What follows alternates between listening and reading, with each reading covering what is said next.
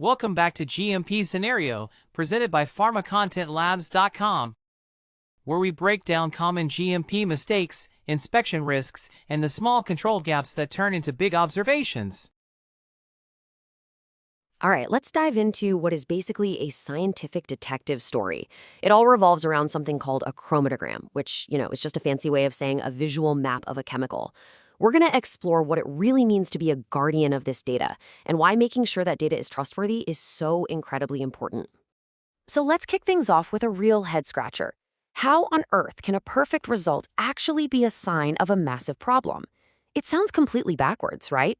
But in the high-stakes world of scientific data, a result that looks a little too perfect is often the very first clue that something's gone seriously wrong. Okay, let's get into a real case here. It all starts with what, on the surface, looks like a fantastic test result. But as you're about to see, its perfection is exactly what makes it so suspicious. Our story kicks off with something that seems totally harmless: a single click. An analyst is looking at some test data and decides to manually adjust how the system is interpreting the raw numbers. It just looks like a tiny routine tweak, to get a cleaner reading. And boom, the effect is immediate. The result gets way, way better. A test that was maybe borderline or even failing suddenly looks flawless. Problem solved, right? Well, this is actually where the real problem is just getting started. Because here's the critical missing piece. There was absolutely no record of why this change was made. No justification, no note, nothing.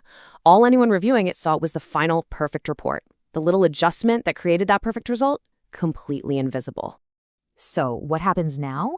Well, when a result looks perfect, but the backstory is a total mystery, it's time for the data detectives to get to work. It's time to follow the digital trail. And the number one tool for this kind of investigation is the audit trail. The best way to think of it is as an unchangeable digital diary for your data. Every single thing that happens to it, every click, every adjustment, every time someone saves it, is logged with a timestamp. You can't erase it, and you definitely can't change it. So, the quality assurance team, our data detectives, went straight to this digital diary. And what did they find? Not just one little adjustment. They found multiple reprocessing events. The data hadn't just been tweaked once. It had been worked over again and again until it spit out the answer they wanted.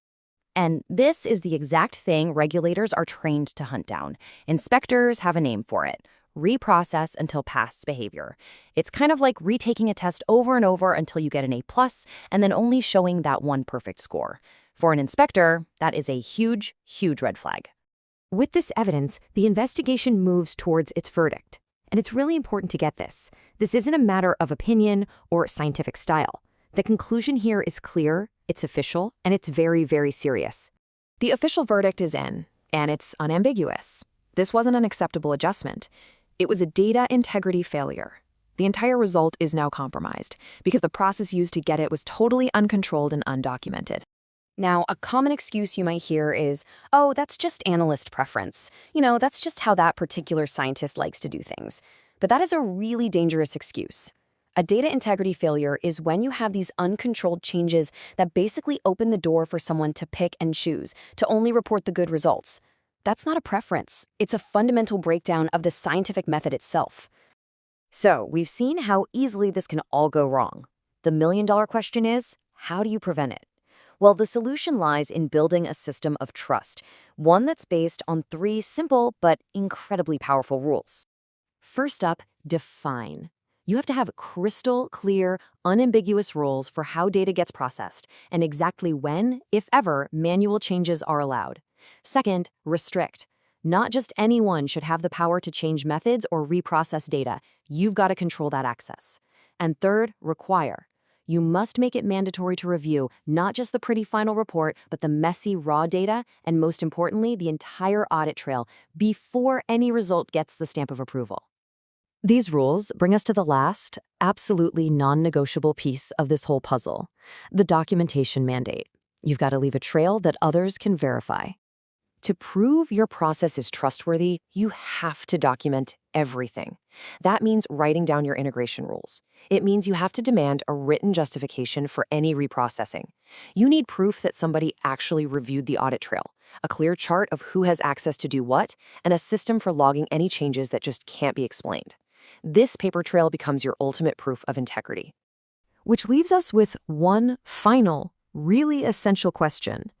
If the process isn't documented, if that journey from the raw data to the final number is a complete black box, can that result ever truly be trusted? That's the core question in the guardianship of data. Thanks for joining me. If this helped, like and subscribe.